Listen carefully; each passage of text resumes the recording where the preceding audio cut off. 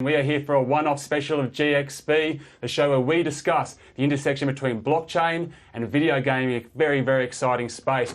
We have a very special guest with us for this episode. It's James Ferguson, the CEO of Immutable, the guys behind the amazing card collectible game Gods Unchained, who won the internet a few weeks back. We're going to discuss that and have a deeper look at their exciting game on today's show. We'll be back in a second.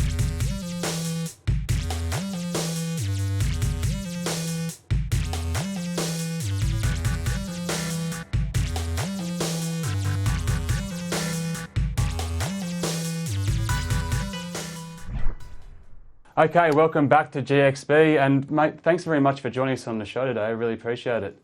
Thanks for having me on, Chris. Yeah, well, when we kind of first started GXB, Gods Unchained was one of the first titles that kind of crossed our path. We were very excited about it from the start, and you guys kind of feel like you're a bit pioneers in the blockchain gaming space. Definitely. We are taking an approach of trying to build AAA games which have mass market appeal and utilize blockchain just as part of the additional functionality within them. Okay, well, we're going to take a really deep look at the game just a bit later. But first, have a look at a trailer just so you can get your head around what Gods Unchained is all about.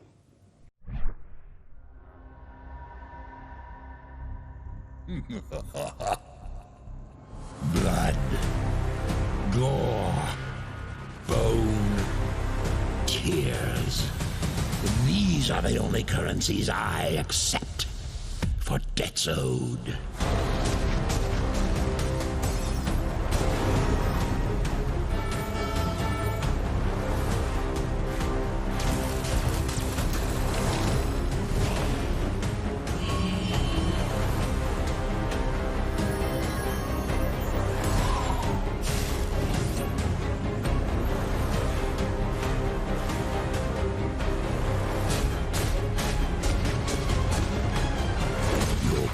Will make a fine addition to my collection.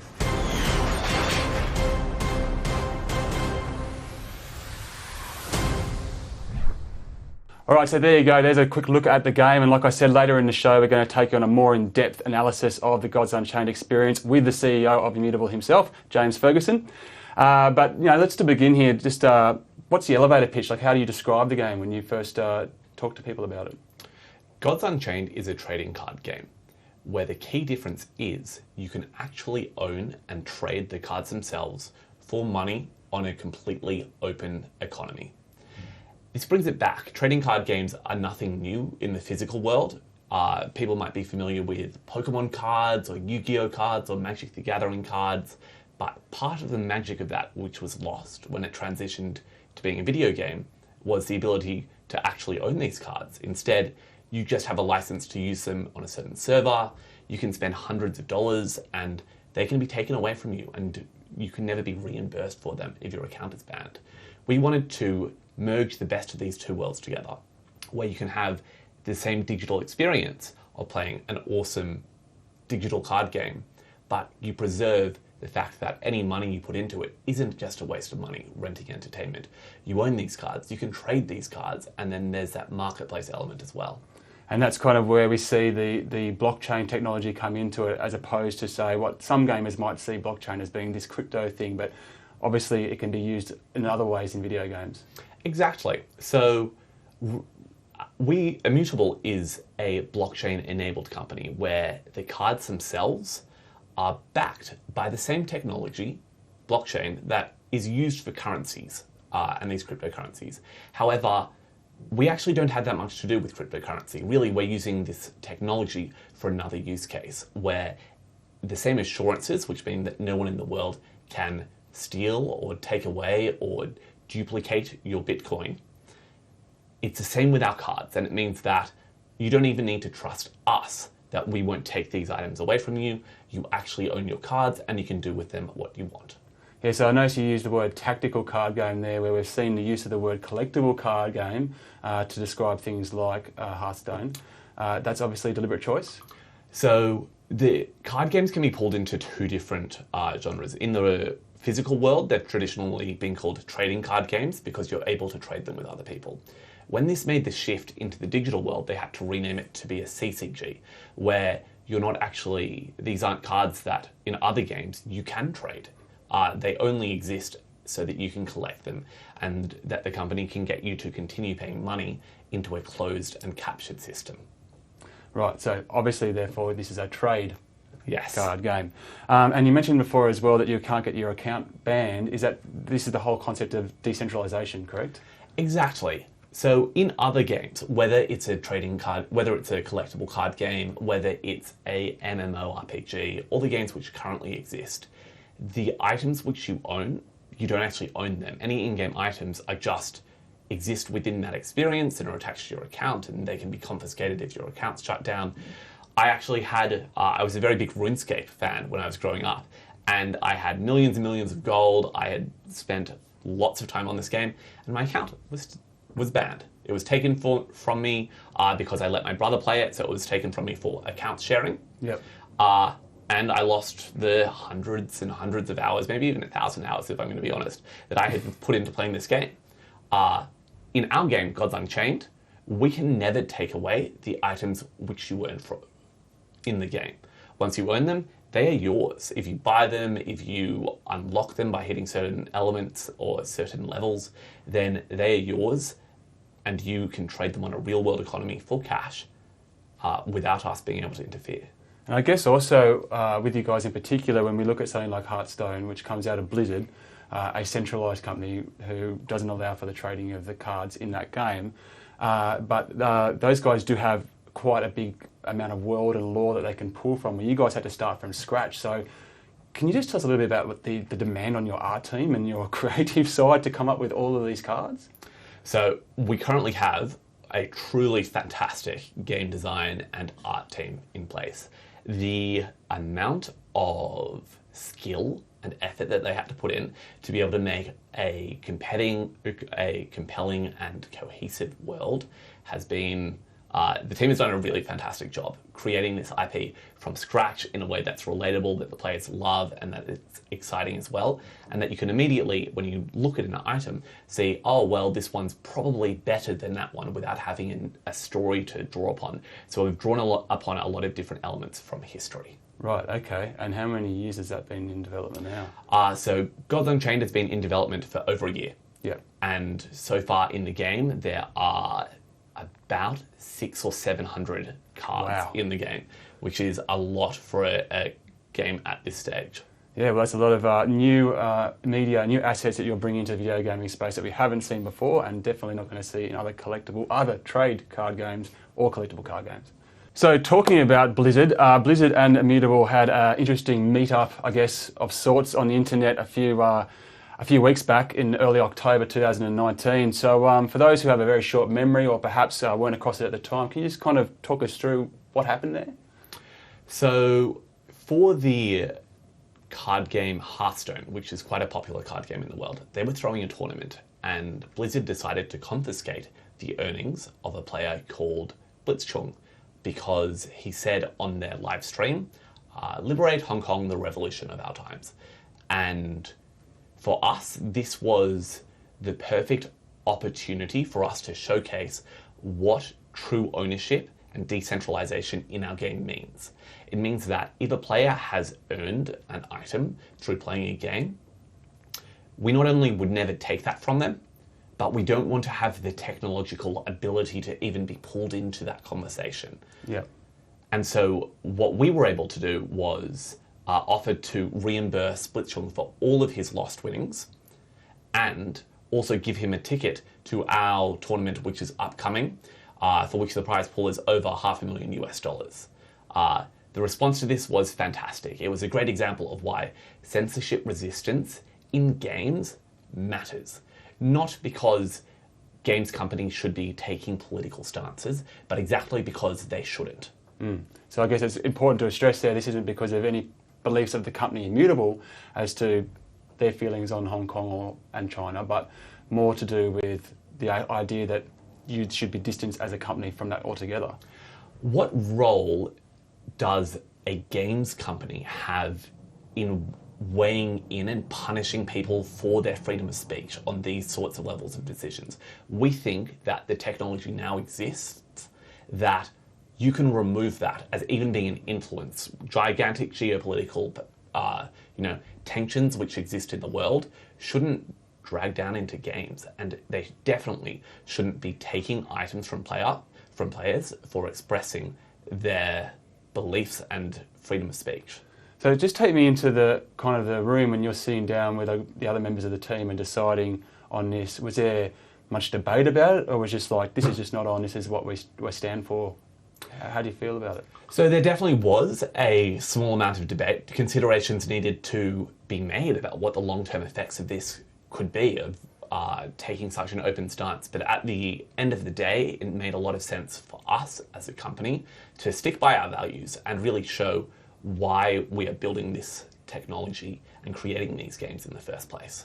Well, look, I'll just read through a couple of the, achievements from that interaction you guys had on Twitter. So the original tweet is currently at over 33,000 likes and 10,500 retweets, which suggests there's a lot of support for the stance that you guys have taken on this. And you scored another 27,000 upvotes in a single Reddit thread on the r/games Reddit. And I can only assume that this created quite a bit of interest in the game. How did you see kind of like the response on your servers or to your game on your website? Like, what happened there? So our player base over the next couple of days essentially between doubled and tripled. Yep. The response has been amazing. This is something which gamers care about. And at the same time, they love the game when they're coming in. So it's been fantastic. And most of these new players have never had anything to do with blockchain before in their life. Yeah. They are actually reasonably uninterested in the word blockchain, but what they care about is real world trading and the fact that their items cannot be taken from them by anyone else. Yep. And so you're seeing a change in trading volume as a result of that as well? Like, are they actively engaged in the idea? People are, so new players are coming, they are buying cards, they are interacting, they are playing lots of games. There's been a really fantastic response for the company. And so when you went about just making a decision to respond to Blizzard's actions, what type of response were you anticipating beforehand? We were hoping that it would be positive. Obviously, the scale of the response has blown us away. Yeah. And the absolute conviction that people have that this is the right thing to do, that games companies shouldn't be censoring their players or confiscating their earnings. That's a ridiculous state for the world to be in. Yeah. And the fact that there is a better alternative, people are really excited about.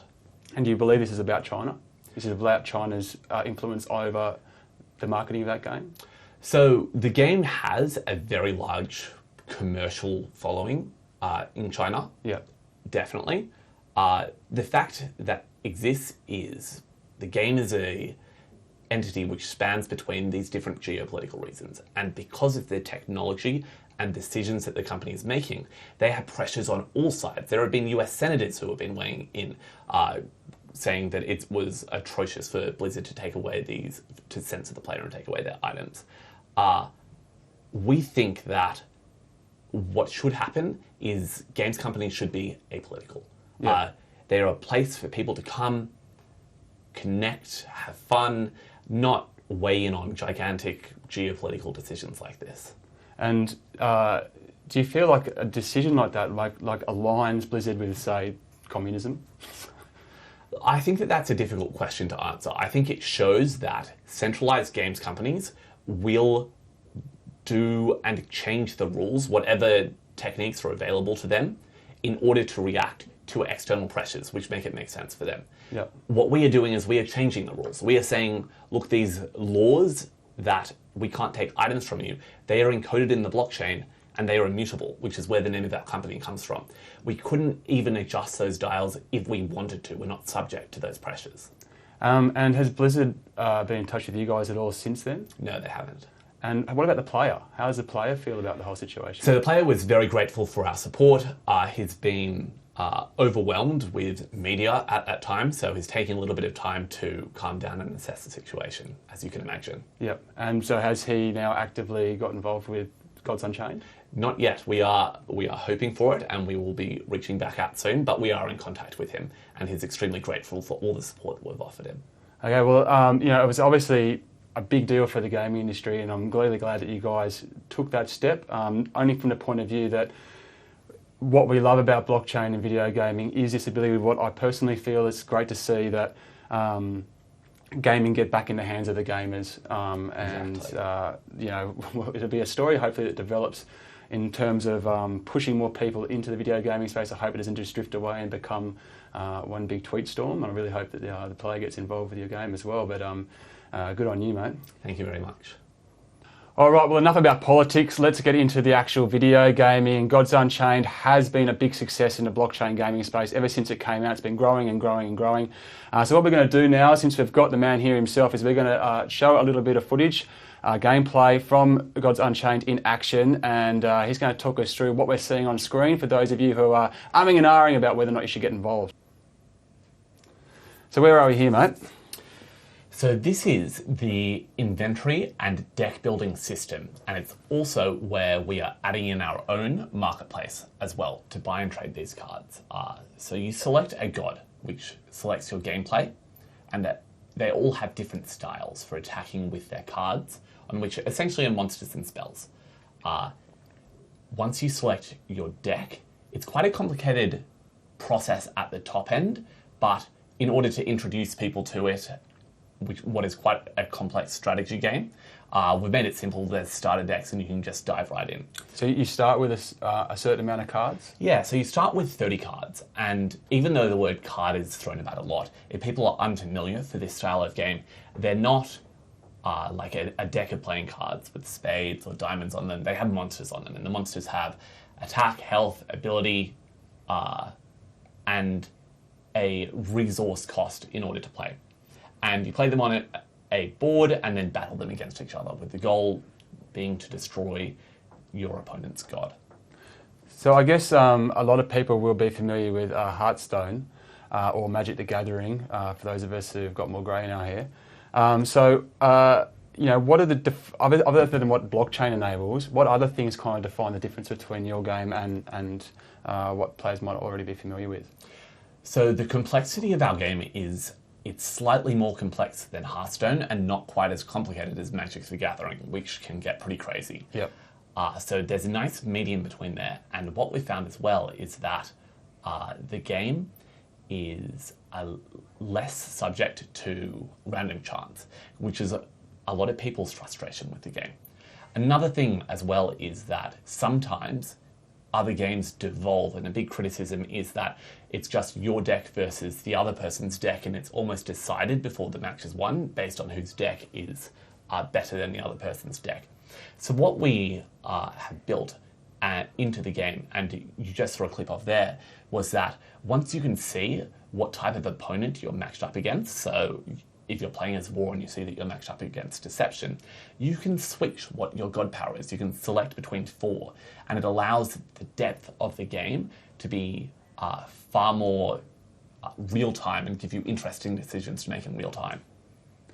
And is there a countdown on how long you've got to make that decision? Yeah, so it's not a long decision. It's only 30 seconds, but once you've got a little bit of experience knowing the different routes, that if you pick one god power, then you need to take a very aggressive game. And if you select another god power, then you can play a more patient and controlling game. Or another one, it can be far more based on deceit and tricks for your opponent against your opponent as well. It's quite an interesting decision to make in that time frame. And so what we can see here, can you see any particular tactics going on here then? So I believe that the streamer we saw in the corner before who was selecting the deck was TrumpSC, who is one of the better, maybe one of the best card game players in the world. So I'm sure that his mind is thinking at a different level than mine is when we're playing this game. But if you have a look here, you can see that you have the Oros, the war god, competing against Ludia, the goddess of deception. And one of the strategies which is being used is about working out when to trade in order to attack other people's creatures who they put on the board and try and eliminate them, versus whether to go all out and go aggressive on attacking the enemy god. And it's a fine balance that you need to do between the two, because you can be in the lead for a good chunk of the game and then things can turn around if you've made a tactical error. So the actual card design themselves, I guess, is reminiscent of what people would expect in terms of the attack and defense numbers. That's a playing number at the top, like a mana cost. Exactly. Effectively. Yep. And what have we got there on the left of the screen? We've got a couple of decks in the... So those are the undrawn cards, and you can see that in the lower half of the screen, the player is playing as the God of War. And traditionally, War plays as quite an aggressive or aggro deck. And so he's attacking the enemy god's face quite directly. Deception is one of our most unique gods. And the gameplay around that is mostly around doing tricks against your opponent, whether it's laying traps which allow you to your opponent to make mistakes and they don't know whether they should be laying out more creatures on the board to attack, or whether that could actually cost them because maybe the deception pulls out a spell where the damage done to opponents' cards is equal to the number of people on the board, so they never know quite where to step. And I assume as well that rarity is a big thing, being that it's a trade collecting game. So how do you handle rarity in this game, like the actual card? So that's a fascinating thing, and one of the massive advantages that blockchain allows us to do. Having a decentralized ledger for each of these cards allows us to track exactly how many of each card is in existence. So if you get a very rare card, you can see, wow, this is only one of 137 cards of this type exist in the entire world if you get a golden version or a diamond version of a great card. And this is fascinating because people love spending on status and they love spending on scarce items which other people can't have. We actually had, and this blew my mind, we had a one-of-a-kind card that sold at auction for $62,000 US. And that number is because that card itself isn't, overpowered or anything, but owning that card not only gives you the status of having that and the fact that it's a cool card, but what it does is it has a unique gameplay mechanism. So the owner of that card is the only person in the world who can stream or play with that little mini game that pops up when you play that card. Yep. And there's no chance that he can lose that in gameplay. It has to be traded. So that's something that we're having a look at for the future, is the ability to put in cards into a tournament prize pool, but throughout normal gameplay, no, there's no chance that you can lose your cards. Right, and so from a development point of view, when you're sitting there in the room and you go, okay, the artist comes to you with a card and a bit of a backstory, and you look at it and go, okay, well, we're going to make 137 of those. Like, how do you decide, the rarity of a card? I guess that's the one question. Yes, a card might be rare, but what decision goes into making it rare and arbitrarily choosing a number? So this design is traditionally handled. We actually brought in the experts to help us make this decision. So Magic the Gathering, as we've been talking about, is a very popular game, and they a little while ago released an online version of their game called Magic the Gathering Arena. Yep. And we are lucky and grateful enough to have had their game director, who is in charge of Magic the Gathering Arena, and turned that into a success. He has moved over from Seattle, and we are thrilled to have Chris Clay on our team being the game director for Gods Unchained. So these decisions about the specifics of the card design and whether that should be a legendary or whether that should be a rare. I know the general principles, which is that cards shouldn't necessarily be better than one another, but ones which are rarer, so a legendary version of a card, should have more unique effects. As for the implementation details, we leave that to Chris and the game design team to work out. Yeah, I assume like the Wizards of the Coast guys have 25, 30 years worth of experience putting together some sort of algorithm, I guess, to decide the perfect amount of rare cards, this card, I assume. You've been able to leverage all of that. Yeah, so the industry has been coming along for a long way, and we get to, stand on the shoulders of giants of this genre, which is a really fantastic genre, but also push the boundaries in new ways and fix a lot of the things which players don't like about these other card games as well. Okay, and there's been talk about some potential features that might be coming to the game, say, over the course of 2020. Is there any goals or targets or things you're hoping you might be able to get into the game over the next 12 months? So a couple of things which we are very excited by the potential for are more tournaments, tournament structures, the ability to buy tournament tickets and then win prizes as well. Potentially as well, turning new tournaments into a new game mode, which is a little bit like a battle royale format. Oh, that'll be good. It's something that I'm personally very excited by. The ability as well for these cards, which you're buying and selling, to keep track of the stats which happen in the game is something that the whole team is very excited by. So being able to, when you buy a card, know that this was owned by this famous streamer who played it in the World Championship. I'm not just buying a Golden Ratify card. I'm buying the Golden Ratify card that was used at the 2019 World Championships by a famous card player and has also turned, 2,000 enemy opponents into rats. That's the type of history that you get when you use the blockchain to track which card is which. So is that community-driven rarity? Exactly. So people can actually add their story of what they do with the items to the items themselves. Okay, and what about a mobile release? That is definitely on the plans for 2020. I, for one, would love to be able to play the game on mobile while I'm waiting, on transport or in transit. That would be fantastic. And it's probably the largest requested feature. Yeah, and has there been much change in the way that Apple is dealing with kind of the trading card? So everyone is still trying to work out what they're doing around this space. And you see that that's another interesting space where sometimes you can just download the app through App Store. Sometimes with Netflix, etc., you don't pay through Apple, but you can get the app through there. That's something which is going to be interesting to see how that develops. Well, obviously, big roadmap ahead for Gods Unchained.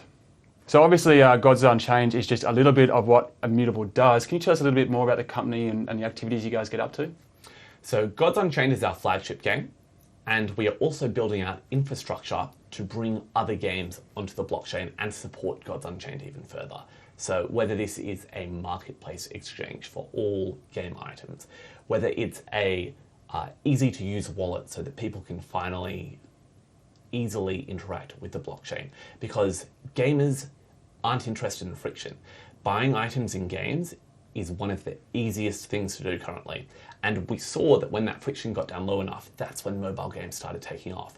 And we are trying to create that same revolution that existed with mobile games and replicate it in the blockchain and game space. And so Gods Unchained kind of be the facilitator, I guess the portal through which people experience these, or are you going to hopefully launch these outside of the game? Gods Unchained is, for us, our flagship. Everything in the company is aimed towards making Gods Unchained an extremely large and popular game.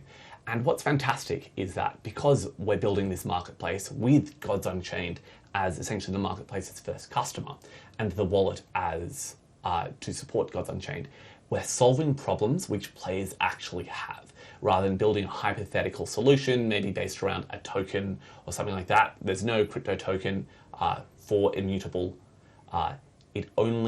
The company exists in order to make these games hyper popular. So if there's no token, I guess a lot of the games that we're seeing in the blockchain gaming space are finding funding through the sale of some sort of token. Have you guys been finding investment in, and how has investment, I guess, changed for you over the course of the last 12 months? So we take the investment for the company from traditional venture capital. For us, we don't want to have strange incentives around coins, which mean that they could actually create disincentives for our games to become popular. We would rather fundraise traditionally, and we recently closed our $15 million US Series A fundraise from some of the best people in gaming and in the blockchain space, so Galaxy Digital and Naspers. And I believe you guys are also hiring as well. Yes, so we are hiring. We are based in Sydney, Australia. We are looking for people who are very driven and passionate about creating the future of games. Whether they are in Australia, whether you're around the world, we would love to have you to help us add in real property rights and real value into games. You probably are no doubt on China's shit list now. Or are you? What do you think? Look, I think that we are still relatively small fry compared to some people in the NBA who have been speaking out. Yes, absolutely. So at this stage, the Shanghai holiday is still on. And look, there's one question we kind of ask all our guests here that I'd like to ask you before we go. When the clock strikes 12 on New Year's Eve this year, what will be the price of Bitcoin? Oh, that's a good question. I think 10,000 US dollars per Bitcoin. I think over the next, it's quite a short window until Yes. then. I think we'll mostly see sideways to lightly positive action, especially after recent developments worldwide with blockchain sentiment. Over the longer term, that could definitely change there. Okay, well there you heard it first from James Ferguson, our special guest from Immutable, CEO of Immutable, and his game Gods Unchained is excellent. It's definitely worth checking out. Thanks very much for joining us, James. Thank you very much, Chris. And thanks for tuning in for this one-off special of GXP. Should we do another one? Yeah, another special? Okay, we'll try and get one lined up for you.